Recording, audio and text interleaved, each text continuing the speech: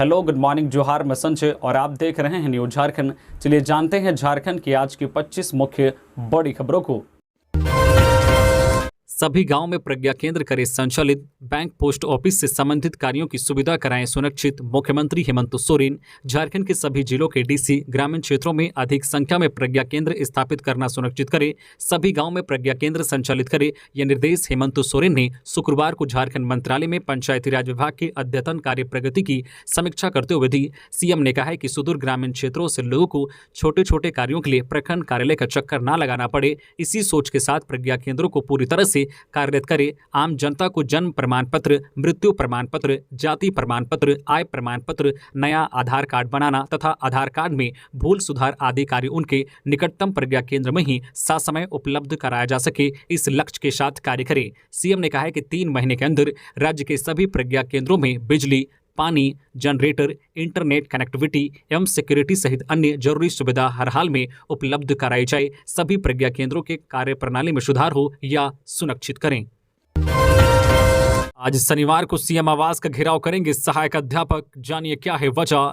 पारा शिक्षक से सहायक अध्यापक बने शिक्षक एक बार फिर सरकार के विरुद्ध उलगुलान करने की तैयारी में हैं, जिसके तहत आज शनिवार को एकीकृत सहायक अध्यापक संघर्ष मोर्चा के बैनर तले मुख्यमंत्री आवास का घेराव करने की तैयारी की गई है। सहायक अध्यापक सरकार के द्वारा बनाई गई नई नीति में अभी तक कुछ प्रावधानों पर निर्णय नहीं लिए जाने से खासा नाराज हैं। सहायक अध्यापकों की प्रमुख मांगों में वेतनमान, ईपीएफ और अनुकंपा का लाभ के अलावे आकलन परीक्षा का आयोजन जल्द से जल्द कराकर सहायक अध्यापकों को वेतन वृद्धि का लाभ देने का है। सहायक अध्यापकों ने सरकार से अप्रशिक्षित को प्रशिक्षित करने के लिए एक मौका देने और 4% मानदेय बढ़ोतरी जनवरी 2023 से सभी सहायक अध्यापकों को करने और जेटेड सहायक अध्यापकों की तरह सीटेट को भी मान्यता सहायक आचार्य नियुक्ति नियमावली में देकर इसे संशोधित करने की मांग की है। आपको बता दें कि राज्य के सहायक अध्यापकों का महाजुटान मोरहाबादी मैदान में आज शनिवार को होगा। इसके बाद सुबह के 11 बजे मुख्यमंत्री आवास का घेराव करने के लिए सभी सहायक अध्यापक जुलूस की शक्ल में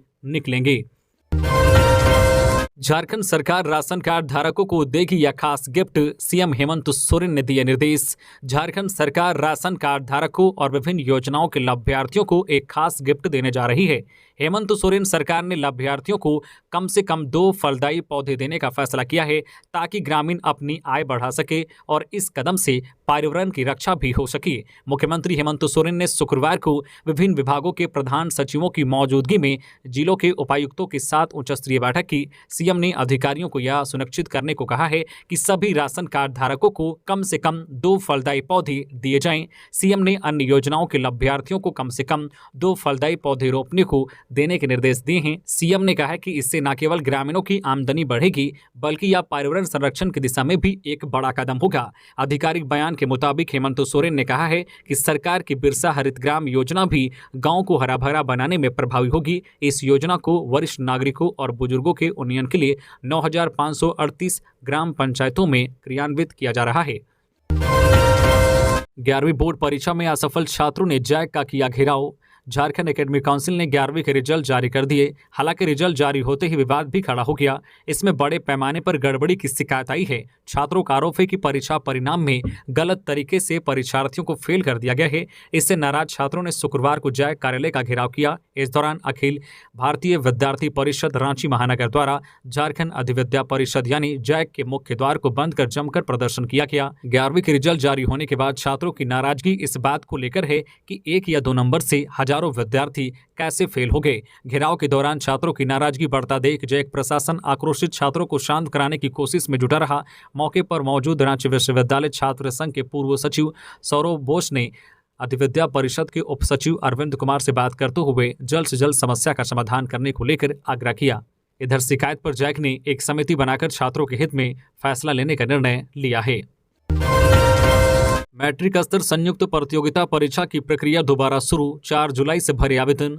झारखंड कर्मचारी चयन आयोग ने मैट्रिक स्तर संयुक्त प्रतियोगिता परीक्षा की दोबारा प्रक्रिया शुरू कर दी है। झारखंड उच्च न्यायालय द्वारा राज्य सरकार की नियोजन नीति रद्द किए जाने के बाद इस परीक्षा को रद्द कर दिया गया था। अब नियमावली में संशोधन होने के बाद इसकी दोबारा प्रक्रिया शुरू करते हुए उद्योग विभाग में नियुक्ति के लिए कुल 455 पदों पर बहाली निकाली गई है। इनमें कीट पालक एवं समकक्ष के 268 तथा कुशल शिल्पी एवं समकक्ष के 187 पद सम्मिलित हैं। झारखंड मैट्रिक स्तर संयुक्त प्रतियोगिता परीक्षा 2023 में सम्मिलित होने के लिए 4 जुलाई से 3 अगस्त तक ऑनलाइन आवेदन भरे जाएंगे। चक्रवाती तूफान बिपरजॉय का झारखंड में असर नहीं, 20 जून तक भीषण गर्मी से राहत मिलने की उम्मीद नहीं, हीट वेव का अलर्ट जारी। चक्रवाती तूफान बिपरजॉय का झारखंड के मौसम पर कोई खास प्रभाव नहीं पड़ा है। मौसम केंद्र रांची के प्रभारी निदेशक शाह मौसम पूर्व अनुमान वैज्ञानिक अभिषेक आनंद के अनुसार अरब सागर में उठे तूफान बिपरजॉय का कोई खास प्रभाव यहां नहीं पड़ा है, क्योंकि गुजरात से झारखंड की दूरी अधिक है। मौसम केंद्र रांची के अनुसार मानसून का झारखंड में प्रवेश में देरी की वजह से 19 से 20 जून तक राज्य के लोगों को भीषण गर्मी से राहत मिलने की उम्मीद नहीं है। मौसम केंद्र रांची ने राज्य में अगले कुछ दिनों तक भीषण गर्मी और लू से राहत नहीं मिलने की संभावना जताते हुए अलर्ट जारी किया है। खड़ी बस में लगी आग, फायर ब्रिगेड की टीम ने आग पर पाया काबू। बड़ी खबर दुमका से, जहां मिनी बस स्टैंड में खड़ी बस में अचानक आग लग गई। आग लगने से धू धू कर बस जल गई। घटना की सूचना स्थानीय लोगों ने टाउन थाना पुलिस और दमकल की टीम को दी। अग्निशमन के 2 वाहनों द्वारा आग को बुझाई गई। वैसे जब तक दमकल की गाड़ियां मौके पर पहुंचती तब तक बस का ज़्यादातर हिस्सा जल गया था। वैसे जानमाल की कोई क्षति नहीं हुई है। 4 जुलाई से लगेगा श्रावणी मेला, कई जगहों पर बनाए जा रहे हैं पंडाल। देवघर में श्रावणी मेला आगामी माह 4 जुलाई से लगेगा। कई जगहों पर पंडालों का निर्माण किया जा रहा है। कांवरियों की सुरक्षा का पूरा ख्याल रखा जाएगा। जिले के एसपी सुभाष चंद्र जाट ने पुलिस मुख्यालय से 11,000 पुलिसकर्मियों की मांग की है। पूरा सावन माह रूट लाइन समेत शहर जगमग करेगा। रूट लाइन समेत शहर में बेहतर व्यवस्था की जा रही है। हालांकि इस बार श्रावणी मेला 2 महीने तक चलेगा। इस वजह से जिला प्रशासन के लिए चुनौती भरा होगा। मेला को 2 चरणों में बांटा गया है। पहला चरण 4 से 17 जुलाई तक है। दूसरा चरण 18 जुलाई से 21 अगस्त तक है। रक्षाबंधन के दिन मेले का समापन होगा। बिहार के अररिया से गिरफ्तार तनवीर अख्तर को लाया गया रांची। राजधानी रांची में मॉडलिंग के नाम पर रेप और लव जिहाद के आरोप में गिरफ्तार तनवीर अख्तर को शुक्रवार को रांची लाया गया। पुलिस ने तनवीर अख्तर उर्फ लेक खान को बुधवार को बिहार के अररिया से गिरफ्तार किया था। पिछले कुछ दिनों से वह नेपाल में रह रहा था। अररिया आने पर बिहार पुलिस के सहयोग से उसे गिरफ्तार कर लिया गया। बता दें कि तनवीर अख्तर उर्फ लेक खान डोरंडा थाना क्षेत्र के यूनुस चौक के समीप का रहने वाला है। मुन्ना सिंह ने कांग्रेस का थामा दामन, कहा कांग्रेस पार्टी के विचारधारा से प्रभावित होकर किया कांग्रेस ज्वाइन। हजारीबाग प्रदेश कांग्रेस कमेटी द्वारा अब लौट चले कार्यक्रम के तहत झारखंड कांग्रेस प्रदेश कार्यालय में झारखंड विकास मोर्चा के हजारीबाग से पूर्व प्रत्याशी मुन्ना सिंह अपने सैकड़ों समर्थकों के साथ कांग्रेस का दामन थामा। कार्यक्रम में झारखंड कांग्रेस के प्रदेश अध्यक्ष राजेश ठाकुर ने मुन्ना सिंह के कई समर्थकों और पार्टिकल सिंबॉलिक पट्टा देकर उनका कांग्रेस पार्टी में अभिनंदन किया। वहीं मीडिया से बात करते हुए प्रदेश अध्यक्ष राजेश ठाकुर ने कहा है कि अब लौट चले कार्यक्रम के तहत कांग्रेस पार्टी का दामन थाम रहे हैं। कांग्रेस के पूर्व राष्ट्रीय अध्यक्ष राहुल गांधी ने जिस तरह भारत जोड़ो अभियान के तहत लोग को जोड़ने का काम किया है, आज उसी का नतीजा है कि कांग्रेस पार्टी में लोग विश्वास कर रहे हैं और ज्वाइनिंग कर रहे हैं। सीएम हेमंत सोरेन ने दिया निर्देश, स्टूडेंट्स को जल्द दे प्री मैट्रिक व पोस्ट मैट्रिक छात्रवृत्ति की राशि। झारखंड के सीएम हेमंत सोरेन ने शुक्रवार को अनुसूचित जनजाति, अनुसूचित जाति, अल्पसंख्यक, पिछड़ा वर्ग एवं कल्याण विभाग द्वारा संचालित योजनाओं की समीक्षा की। इस दौरान उन्होंने अधिकारियों को आवश्यक दिशा निर्देश दिए। सीएम ने अफसरों से कहा है कि प्री मैट्रिक और पोस्ट मैट्रिक छात्रवृत्ति योजना के तहत 100% विद्यार्थियों को छात्रवृत्ति की राशि जल्द से जल्द दी जाए। मुख्यमंत्री रोजगार सृजन योजना अंतर्गत लाभुकों को मदद और उनकी मॉनिटरिंग भी करे। जिन आवेदनकर्ताओं को CME GP योजना का लाभ नहीं मिला है, उन्हें जल्द से जल्द इस योजना से जोड़ें। कोयला कारोबारी इजहार अंसारी से ईडी करेगी पूछताछ, 22 जून को बुलाया। हजारीबाग के कोयला कारोबारी इजहार अंसारी से प्रवर्तन निदेशालय ईडी पूछताछ करेगी। इसके लिए ईडी ने इजहार अंसारी को समन किया है। उसे 22 जून को रांची जोनल ऑफिस में उपस्थित होने को कहा गया है। बताते चले कि बीते 3 मार्च को हजारीबाग के पेलावल स्थित मिल्लत कॉलोनी में इजहार के घर पर ईडी ने करीब 22 घंटे तक छापेमारी की थी। इस दौरान 3 करोड़ से अधिक रुपए कैश बरामद हुए थे। आज शनिवार को धनबाद में आजसू का मिलन समारोह, केंद्रीय अध्यक्ष सुदेश महतो होंगे शामिल।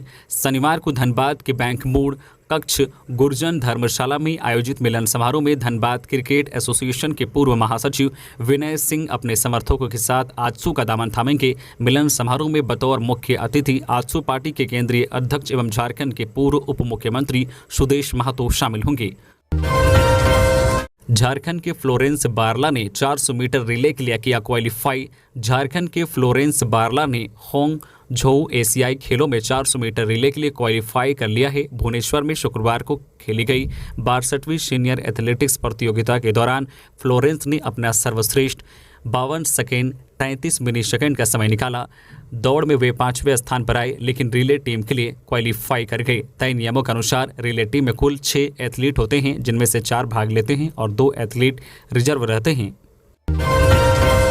आज से 2 दिन बंद रहेगा Tata Motors plant. Tata Motors के जमशेदपुर प्लांट में 17 जून शनिवार को अवकाश रहेगा, जबकि रविवार को साप्ताहिक अवकाश के कारण बंद रहेगा। ऐसे में कर्मचारियों को लगातार 2 दिन छुट्टी रहेगी। टाटा मोटर्स प्रबंधन ने शुक्रवार को इस संबंध में सर्कुलर जारी कर दिया है। सर्कुलर के तहत कर्मचारियों से 23 अप्रैल रविवार के दिन अतिरिक्त काम कराया गया है। इसके बदले में कर्मचारियों को शनिवार को छुट्टी दी जा रही है। प्लांट हेड ने सभी डिविजनल हेड को निर्देश दिया है कि वे आवश्यक कार्यों के लिए समन्वय बनाकर अपना काम करेंगे।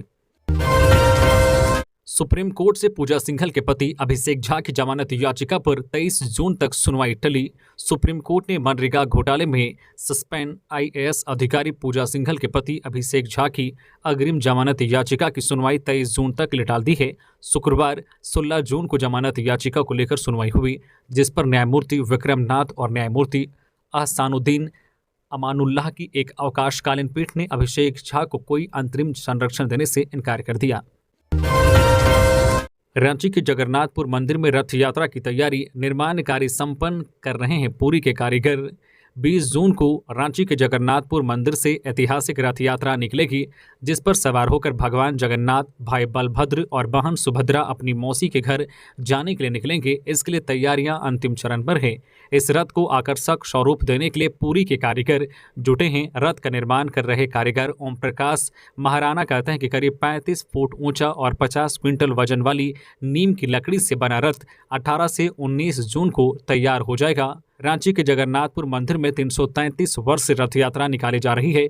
कोरोना काल में भव्य रूप से इसका आयोजन नहीं किया गया था, लेकिन पिछले साल की तरह इस वर्ष भी रथ यात्रा को भव्य रूप देने की तैयारी चल रही है। झारखंड गौ सेवा के अध्यक्ष बनाए गए राजीव रंजन प्रसाद राजूगिरी बने उपाध्यक्ष। कृषि पशुपालन एवं सहकारिता विभाग द्वारा शुक्रवार को जारी अधिसूचना के अनुसार कांग्रेस प्रदेश प्रवक्ता राजीव रंजन प्रसाद को झारखंड गौ सेवा आयोग का अध्यक्ष बनाया गया है। वहीं राजूगिरी को उपाध्यक्ष का पदभार सौंपा गया है। झारखंड गौ सेवा आयोग अधिनियम 2005, झारखंड अधिनियम 2006 के धारा 9 के तहत शपथ पत्र आयोग को उपलब्ध कराने के बाद जल्द ही शपथ ग्रहण कराया जाएगा। चुने गए अध्यक्ष एवं उपाध्यक्ष पद के लिए शपथ ग्रहण की तिथि से इसे तत्कालीन प्रभाव से लागू माना जाएगा। गुमला के बॉक्साइट माइंस में बम ब्लास्ट की चपेट में आया एक मजदूर, मौके पर हुई मौत। गुमला जिला अंतर्गत बिशुनपुर प्रखंड की जवाडी में संचालित प्राइवेट बॉक्साइट माइंस के समीप गुरुवार को ब्लास्ट के दौरान कोरकोट पाट निवासी 30 वर्षीय गुलशन मुंडा की मौत हो गई। आनन फानन में माइंस ऑनर के निर्देश पर माइंस कर्मियों द्वारा साक्ष्य छुपाने के लिए मृतक को लोहरदगा सदर अस्पताल ले जाया गया, जहां चिकित्सकों ने उसे मृत घोषित कर दिया। इसके बाद माइंस प्रबंधन द्वारा लोहरदगा में मृतक का पोस्टमार्टम कराकर परिजनों को यह कहते हुए शव सौंप दिया गया कि गुलशन की मौत बॉक्साइट लोड करने के क्रम में गाड़ी से गिरने से हो गई। प्रशासन सहित प्रबंधन द्वारा शव को जल्द दफनाने के लिए परिजन एवं गाँव वालों को प्रेरित किया गया। इससे परिजनों ने चोरापाट बालिका आवासीय विद्यालय के पीछे एक तालाब के किनारे शव को दफना दिया गया। मोदी सरनेम टिप्पणी मामले में राहुल के खिलाफ हुई सुनवाई। क्या रांची आएंगे राहुल गांधी? वकील ने कहा, हमें हाईकोर्ट के फैसले का इंतजार।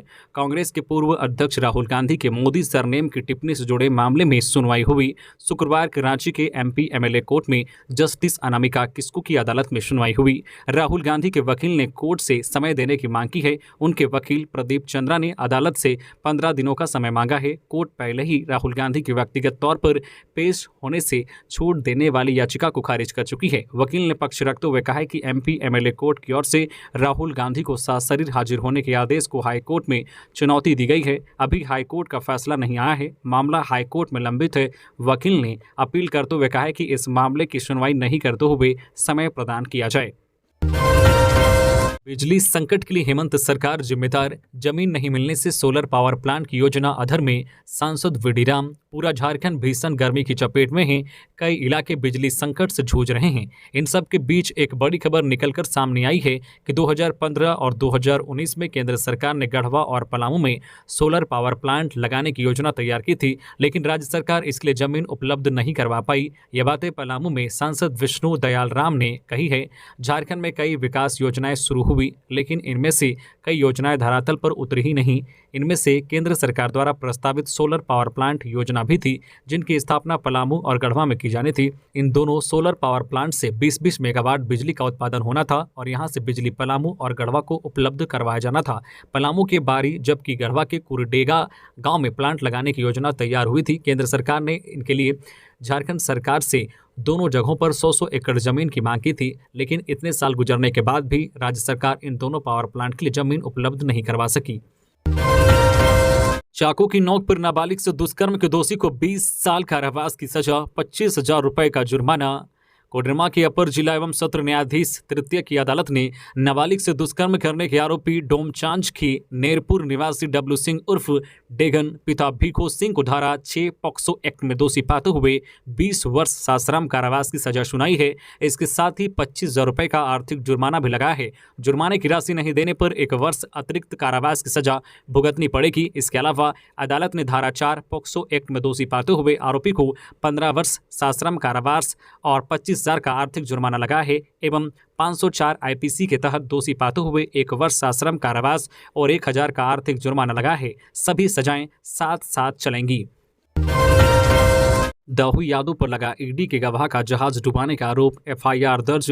मनी लॉन्ड्रिंग केस में फरार चल रहे दाऊ यादव व उनके भाइयों ने ईडी के गवाह के जहाज को डुबाने का आरोप लगा है। आरोप है कि दाऊ यादव ने अपने भाइयों मुनीम यादव और सुनील यादव के साथ मरीन एक्सबी जहाज के सुरक्षा कर्मियों को बंधक बनाया, उसके साथ मारपीट की। इसके अलावा जहाज डुबाने की कोशिश की। जिस जहाज को डुबाने की कोशिश का आरोप दाऊ यादव पर लगा है, उसके मालिक मुंगेरी यादव हैं। मुंगेरी बेटा और उसके कर्मचारी मनी लॉन्ड्रिंग केस में ईडी के गवाह हैं। जहाज डुबाने को लेकर दाऊ यादव और उनके भाइयों के खिलाफ साहिबगंज के मुफस्सिल थाना में एफआईआर दर्ज कराई गई है।